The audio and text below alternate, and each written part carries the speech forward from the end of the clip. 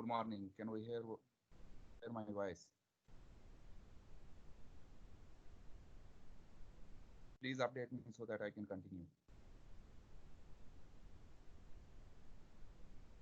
Is there any distortion in my voice? Please update me.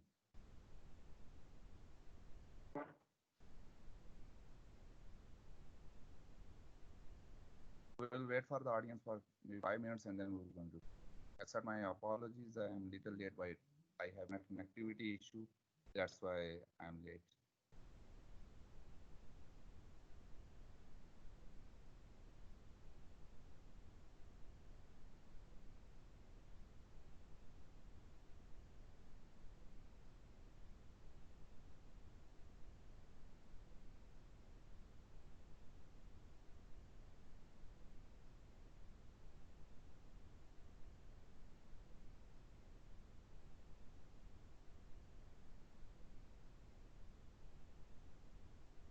Yes, sir. Hello? Ji sir मैं class in में इतने online दा MSc नहीं पहले इंसान उसके बाद एमफिल नहीं इंसान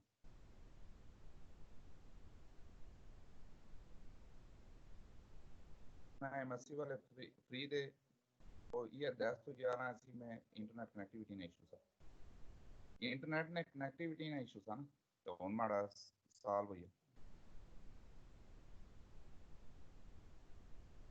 Can you hear my voice? Yes, sir. Okay. Is there any distortion? No, sir. No, sir. Perfect. So finally, I have a very good connection. Do you have any question from my previous lecture? Please unmute the mic and update me, please. Sir note two zero के बारे में बता दो थोड़ा सा. Okay. No true zero. Other than this, do you have any other question?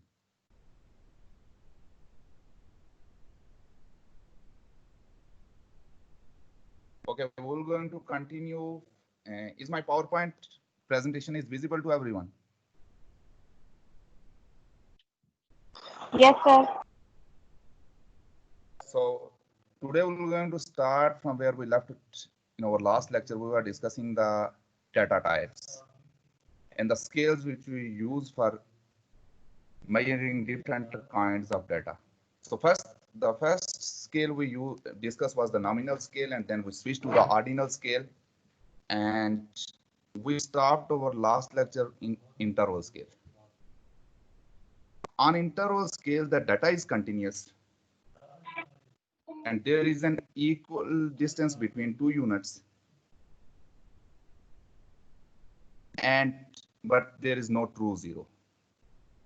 And the most prominent example of the interval scale is the temperature measured on either the Celsius scale or the Fahrenheit scale. So one of the students. Class. Please mute the mic.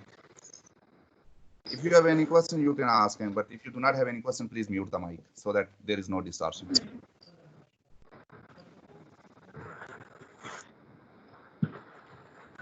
Can you hear me properly? Yes, sir. So on interval scale, the data is continuous, but there is no true zero. So one of the students asked me that what actually means we mean it by no true zero. So using the example of the Celsius scale, I want to ask you a question. Please mute your mic. There is someone who... Okay, thank you. So on temperature, we measure the temperature on either the Celsius scale or the Fahrenheit scale. So if you look at the scale, if I will ask you that, okay, when we consider the Celsius scale, the data is continuous. Yes, it is continuous 1, 2, 3, 4, and it will go on as far as you have more and more heat. Secondly, as far as the distance between two units is concerned, there is an equal distance between two units. So as there is an equal distance, so what do I mean by this is that the difference in temperature between 2 degrees centigrade and the 3 degrees centigrade is exactly identical as it is between 20 degrees centigrade and 21 degrees centigrade. Although we are not interested to measure, we do not take lots and lots of precautions, but it's possible to measure the temperature, and temperature can be like this, 21.5 and 21.6, and we do not have issue with this. So data is continuous and there is an equal distance between two units, but there is no true zero. So in order to understand the concept of no true zero, I will ask you a question. And maybe I asked it in my last lecture, that when it comes to the temperature, we measure only the heat. So in our normal conversation, we use two types of words. One is the cold and other one is the heat.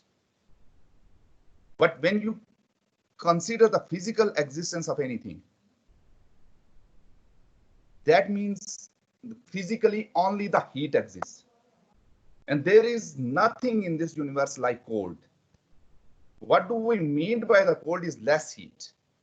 So heat is an identity that exists, but cold is nothing else but when we try to relate something with less heat. So when you look at the Celsius scale, there is a zero on Celsius scale. And maybe during the winter, if you look at some higher altitudes, we do achieve a 0 degree Celsius, and sometimes we go to -1, -2, -3. So if I will ask you, what do you think? That at 0 degrees Celsius, do you think there is no heat? Please answer. Just make yourself feel comfortable and answer this question. At 0 degrees Celsius, what do you think? Do you think there is no heat at 0 degrees Celsius? Any volunteer, please unmute the mic and answer this question. What do you think? When your scale is telling you that it's 0 degrees Celsius, do you think there is no heat or absence of heat, complete absence of heat? So if there is no heat at 0 degrees Celsius, then there wouldn't be -1 or -2. But those units also exist. That means there is some amount of heat. Perfect. As we measure the heat, if there would be no heat at 0 degrees Celsius, that means it's impossible to achieve -1, but we do achieve -1, -2, and so on. Even sometime -18, -20. So that means on this scale, data is continuous. There is an equal distance between two units. Mean the units can take any value, but when it comes to the zero is not true zero. It does not tell you that it's a complete absence of something. So the prominent example. So someone asked me about true zero. Have you got the concept of no true zero? Do you have any confusion regarding this? Please update me so that I can continue. Lady who asked this question, please feel comfortable and tell me. Are you sure you are very much clear with this concept? Yes. Perfect. So we can continue. So the prominent example for the interval scale is the temperature, Celsius and Fahrenheit scale. And another example that people frequently use when we use the interval scale to measure that data is the clock. Normally when you look at your wristwatches and sometimes wall clocks, there are digits like 1, 2, 3, 4, 5, 6, 7, 8, 9, 10, 11, 12. And after 12, it once again switch to the 1 and 2. But there is another kind of clocks that tell you data about that tells you about 24 hours. So it will be from 1 hour to 24 hours. And after 24 hours, it will right at 12 o'clock at night. It gives you a reading like 0.00. So when you do not use AM and PM, instead you use 24 hours pattern, right at midnight, your clock will going to give you a reading like 0.00. So do you think at any time there is actually no time, zero time? Although there is an equal distance between 1 and 2, so it's 1 hour. That means the same between 5 and 6 does not make any difference. But at 0.00, do you think there is no time? No, there is time, but that 0 is not true 0. So these are two prominent examples. One is the temperature scale and other on the clock, which you use for the interval data. The last type of scale which we use to measure the data is the ratio scale. On ratio scale, the data is continuous and there is an equal distance between two units. But how it is different from the interval scale is that there is true zero.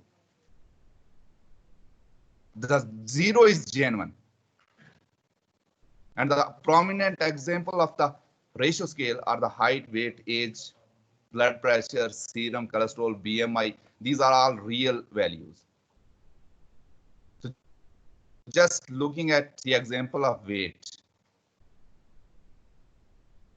For example, if you are measuring the sugar, and when there is no sugar, you achieve zero. Zero means there is no sugar or complete absence of sugar. On the other hand, the data is continuous, mean it can take any value. What do I mean by the taking any value? That if I will ask you that if you are interested to weight sugar to 1 kilogram, and at any time when your measuring instrument is telling you it's 1 kilogram, do you think it's exactly 1 kilogram?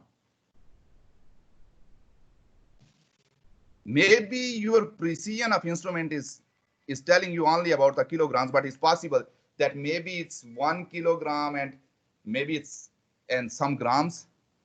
And even if your instrument is precise enough to measure the grams, do you think it's exactly one kilogram? No, maybe it has 1 kilogram and 0 gram, but there may be some milligrams. And if you improve the precision of your instrument and you are able to measure milligrams, do you think it's exactly 1 kilogram? No, it's not 1 kilogram. Maybe it's 1 kilogram, 0 grams, 0 milligrams, but there is a possibility that it may have some micrograms. And even if you are able to measure the micrograms and even go to the nanograms, at any time you cannot claim it's exactly 1, because your precision of your instrument will have a limit.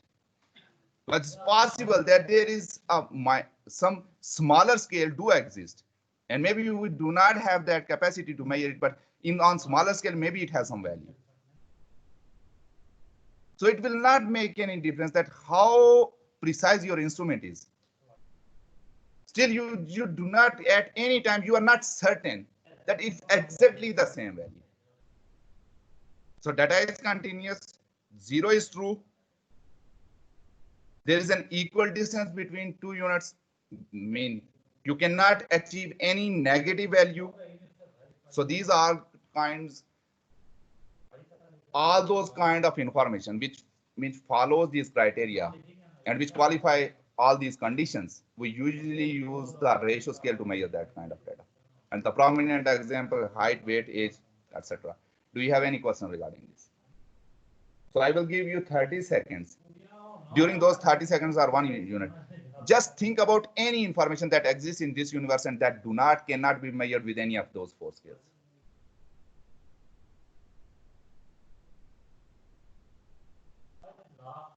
Do you remember any information in this universe that is not measured with any of those 4 scales?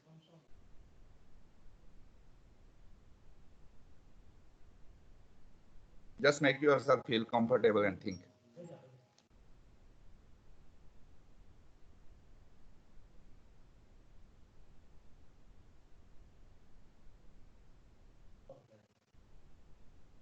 Please unmute the mic and update me so that we can continue.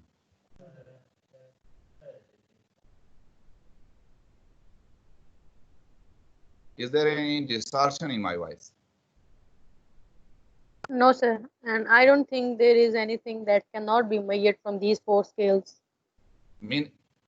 Trust me, you have all the time, and even you can, after the lecture, you can think and we can discuss it in the next lecture. You will not going to find any information in this universe that cannot be measured with any of it. So with those 4 scales, every information will going to be measured with any of those 4 scales.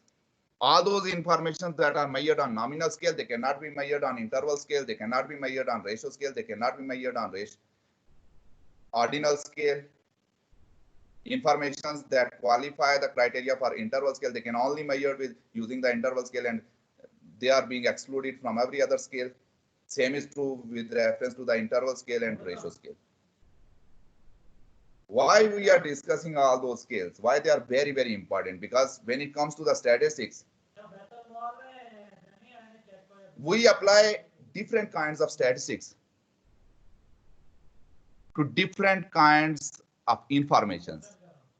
And how the information, they are different because they are being measured on different scales. So we have different statistics for nominal scales. We have different statistics for interval scale, and we have different statistics for ratio scales.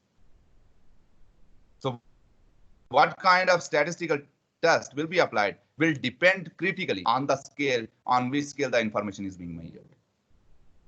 So try to get a very clear concept of all these four scales. Do you have any question?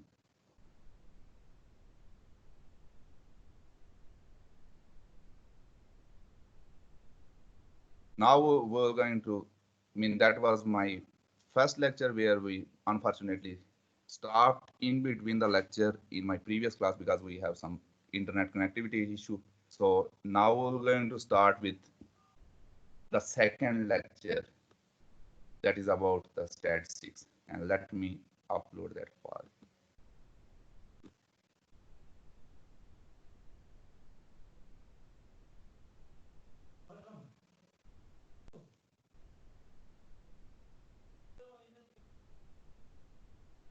Please give me a couple of minutes so that I can upload the other PPT and we can continue. In the meantime, if you have any questions, just feel comfortable and ask.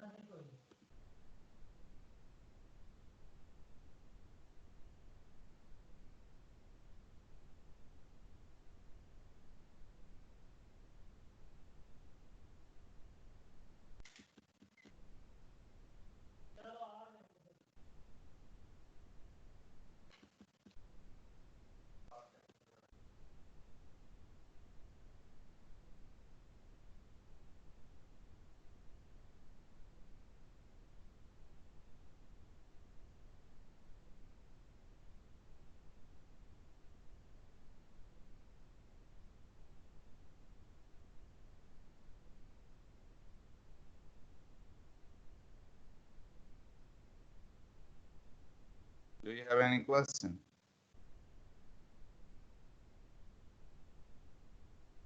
No, sir.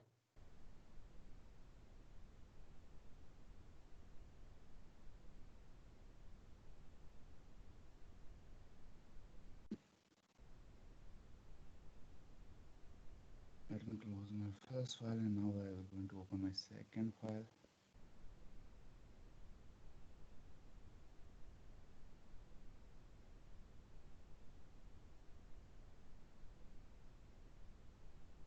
Is my PowerPoint presentation of my second lecture is visible to you? Classification of data and the basic statistical techniques.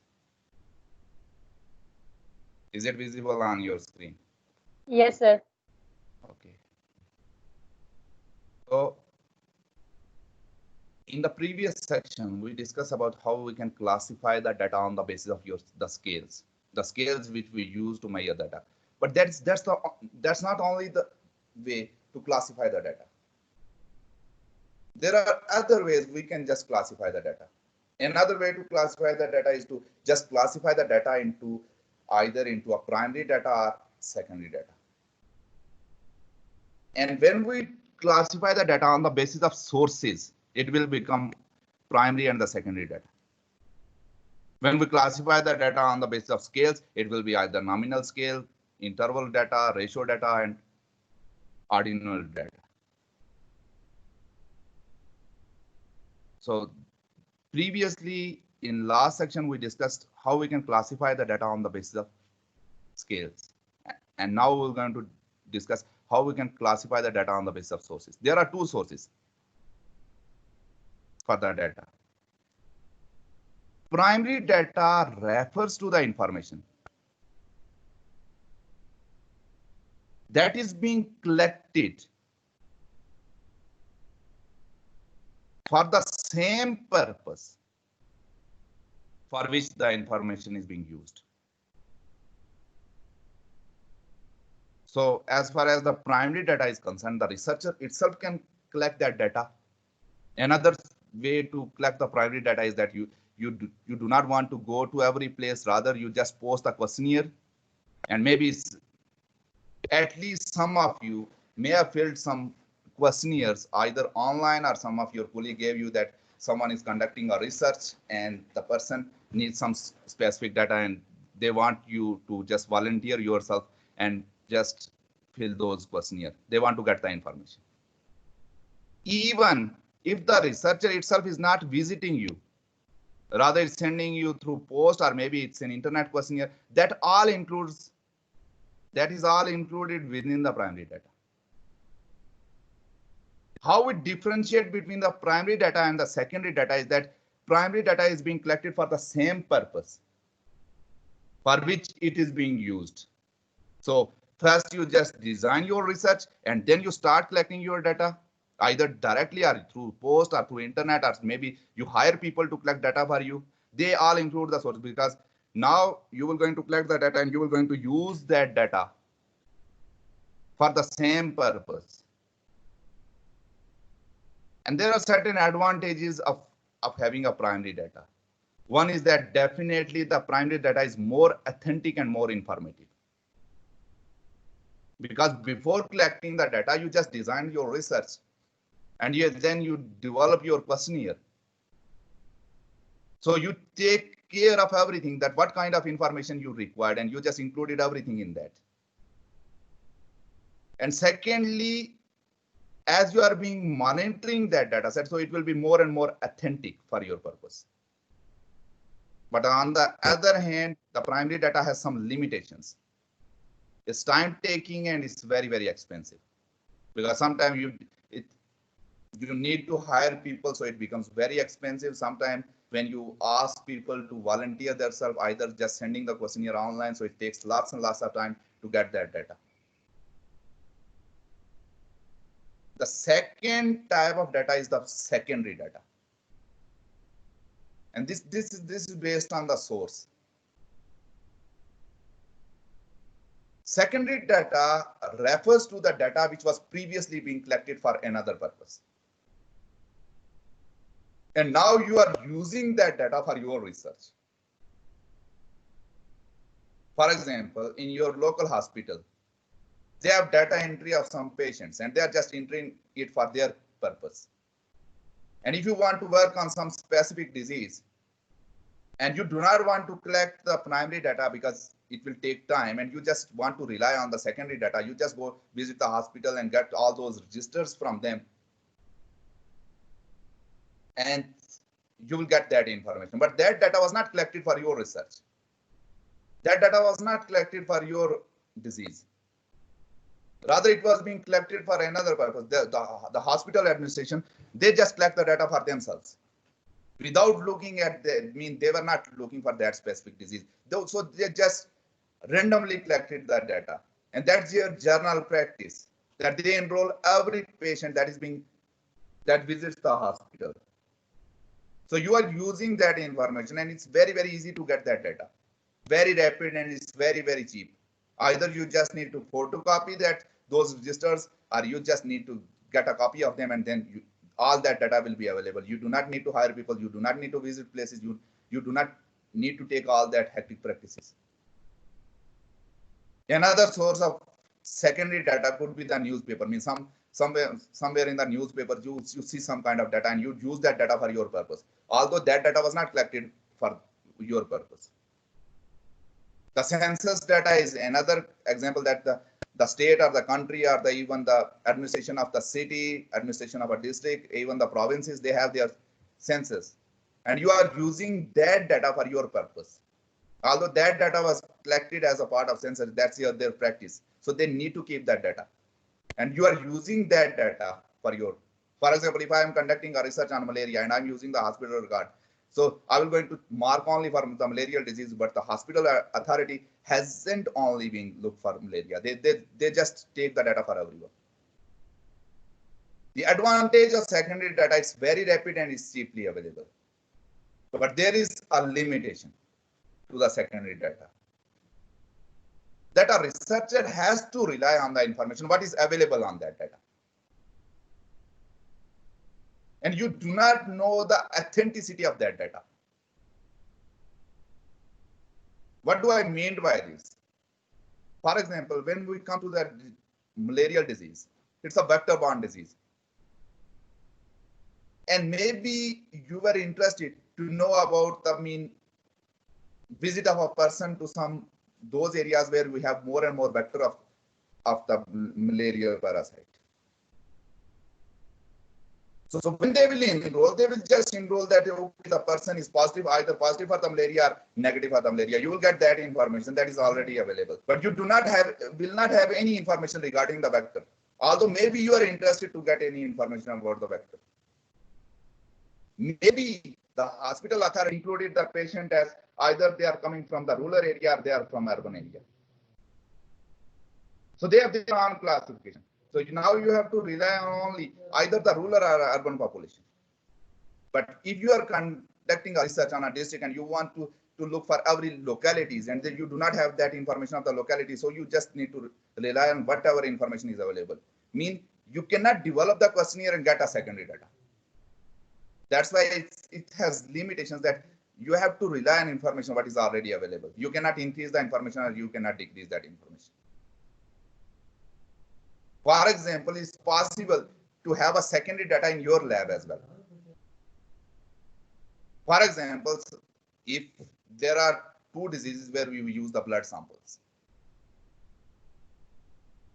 So for example, if someone is conducting a research on malarial parasite, and the person has collected those blood samples, those blood samples, they were kept in the lab.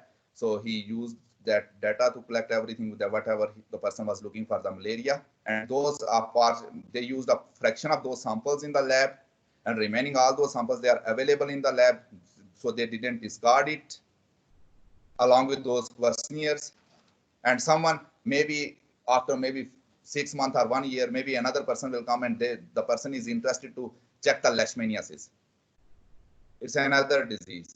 And in order to test the leishmaniasis, the person wants to just extract the serum and conduct ELISA. It's an enzyme-linked immunosorbent assay that uses the antibodies.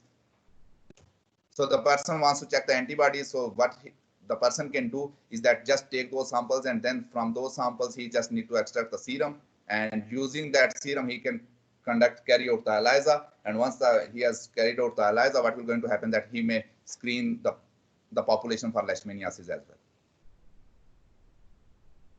But the other information that are required, that are restricted, that are specific for the leishmaniasis, maybe they are not included in that questionnaire when it comes to the malarial parasite.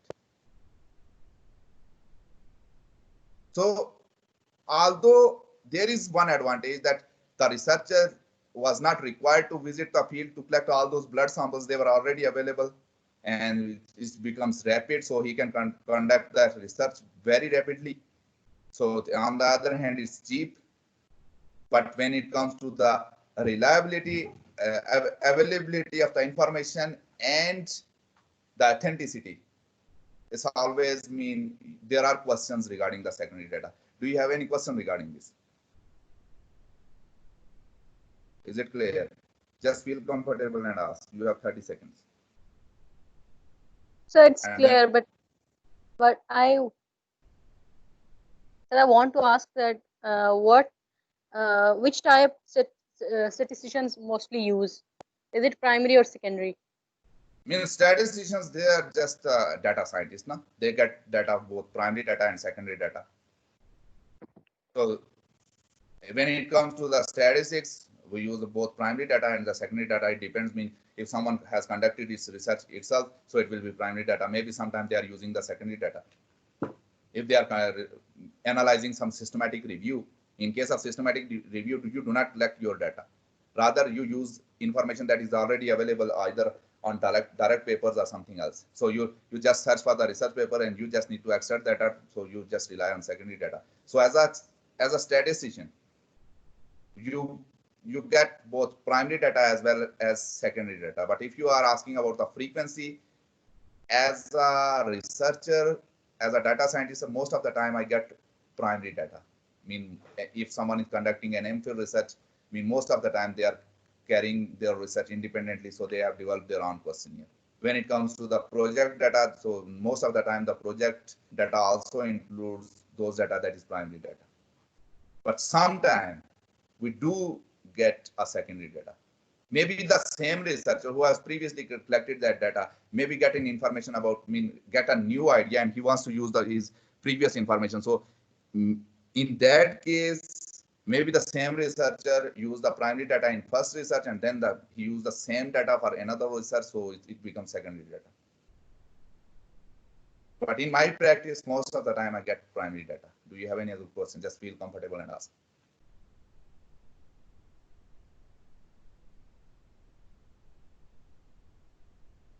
I will give you 30 seconds if you have any question, and then we can continue.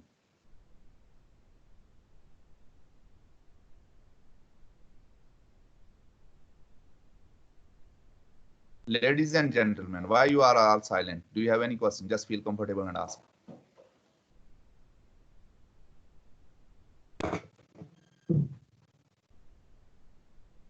Is there any distortion in my voice? No, sir. No, sir, no any question. Okay. Now we're going to discuss the basic, how we can, the statistics itself got classified. There are two main branches of statistics. One is the descriptive statistics and other one is inferential statistics.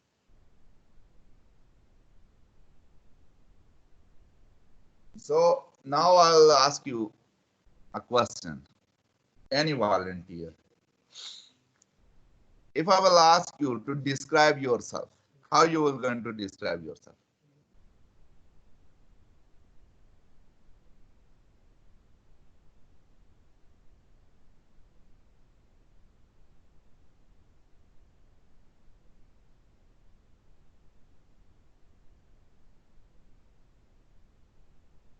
Ladies and gentlemen, please tell me how you can describe yourself.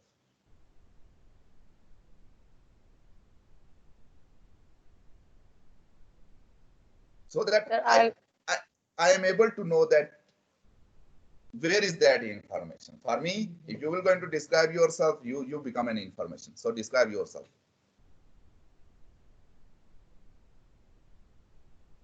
Sir, I will go like I am a girl and my age is 22 and my name is this.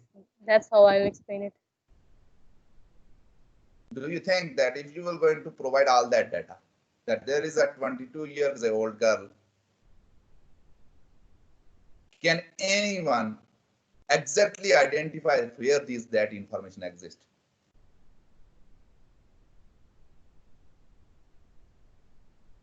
Please do not try to practice that kind of description, which I will going to tell you for descriptive statistics in any interviews. You will be in crisis. But in reality, when you need to describe yourself, that's the basic thing, how you need to describe yourself. So that the person from anywhere can access you, because when you are informed, you know about that thing.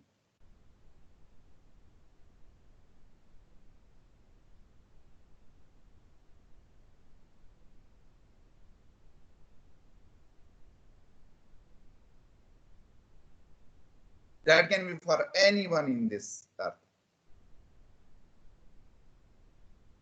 So I am giving how I will going to describe myself.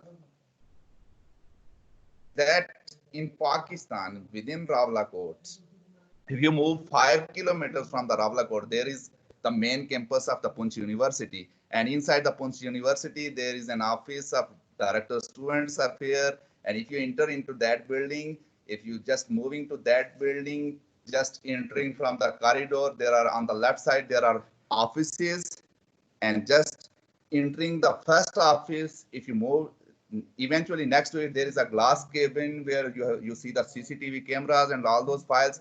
There is an information that is 2 feet wide and 6 feet long.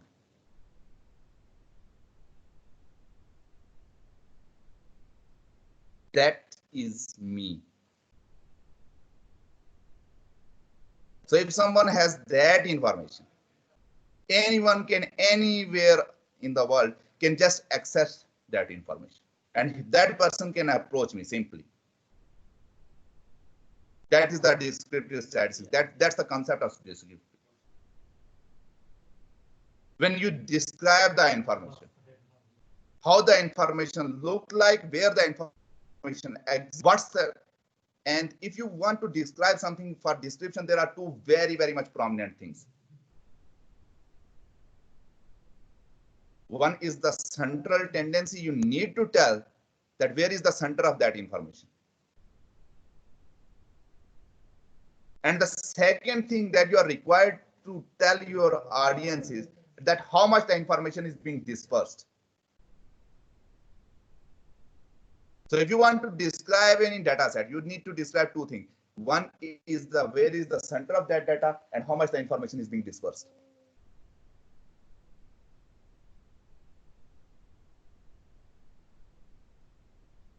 That is descriptive statistics. You are not moving beyond the information that is already present in the data. You are describing that information. And this is the first step in every statistics. At any time, for example, if you tell the audience only about the center and you do not tell the audience about the dispersion, for example, if maybe it's possible that the center of your department is the same as the center of the Mirpur city. Maybe the center of your department is exactly identical. It's possible. If I will going to ask you about the center of your city, maybe it's the center of the department is exactly identical to the center of city, and maybe it's exactly identical to the center of division. So if you rely only on telling the center, the information is incomplete. You do not know how much it is being dispersed. So two things. If you want to describe any information, you have to describe where the information exists, tell the center of that information. And secondly, you need to tell your audiences that how much the information is being dispersed. And that is all descriptive statistics. And we use certain tools to tell you the center. For example, one way to know the center is that you are all interested, mean you have calculated so many times, you call it as the mean or you call it average. When you calculate the average, you tell the audience about the center. So that's not the average or the arithmetic mean is not the only way to tell about the center. There are other tools as well. Another tool is the median. Third tool is mode. Maybe somewhere you will going to use the geometric mean. These are all different tools to find the center of any data.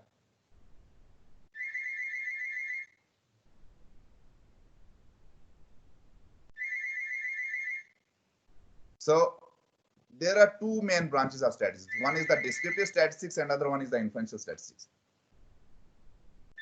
Do you have any question regarding the descriptive statistics? Is it clear? Yes, sir. So you need to describe your data set at any time when you need to describe your data set, you need to tell about the center as well as the dispersion. For dispersion, we have different tools. For example, sometimes we calculate the dispersion through variance. Sometimes we calculate the dispersion through standard deviation. Sometimes we calculate the dispersion through range. Sometimes there are certain tools and we are going to discuss them all. So mainly in descriptive statistics, we discuss about the center and the dispersion. And we do not go beyond the data information that is being already available in the data. And the second branch of statistics is the inferential statistics. Inference. When you conclude something, you deduce something, provides an objective way of quantifying the strength of hypothesis, where you use the hypothesis.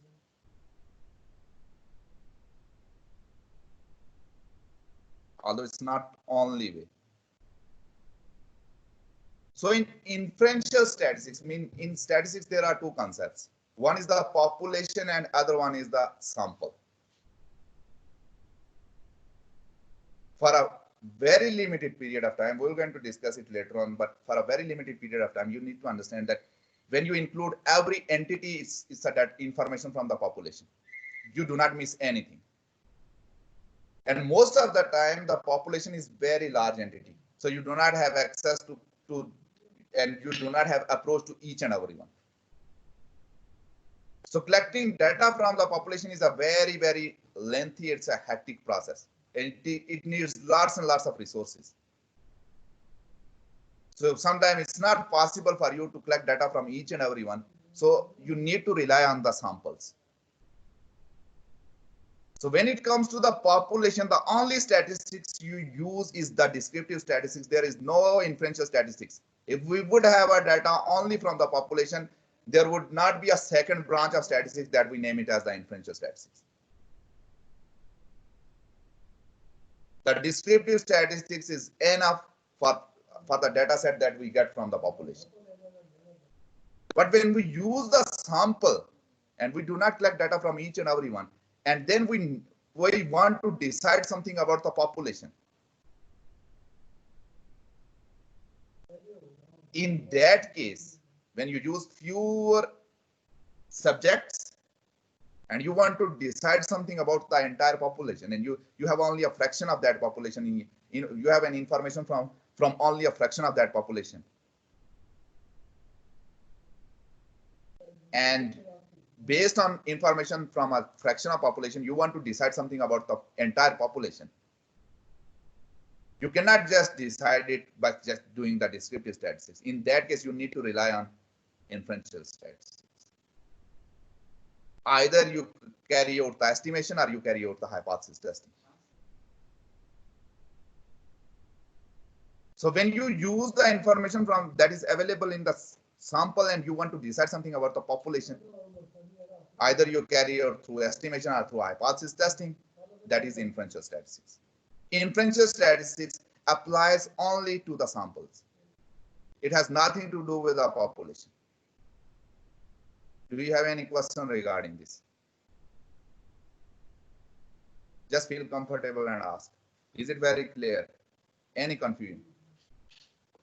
So that we can continue.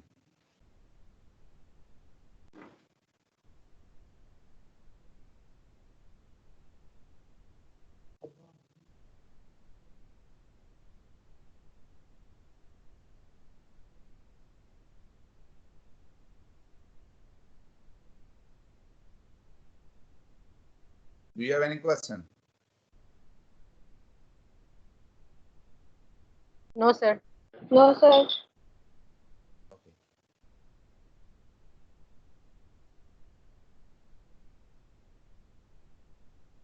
So we're going to stop here and we're going to continue from the same place in our next lecture. Do you just feel comfortable? And lecture dismissed. If you have any question, you have 2 minutes to ask. I have another class at 12 o'clock, so I just need to take a break and then so that I can start.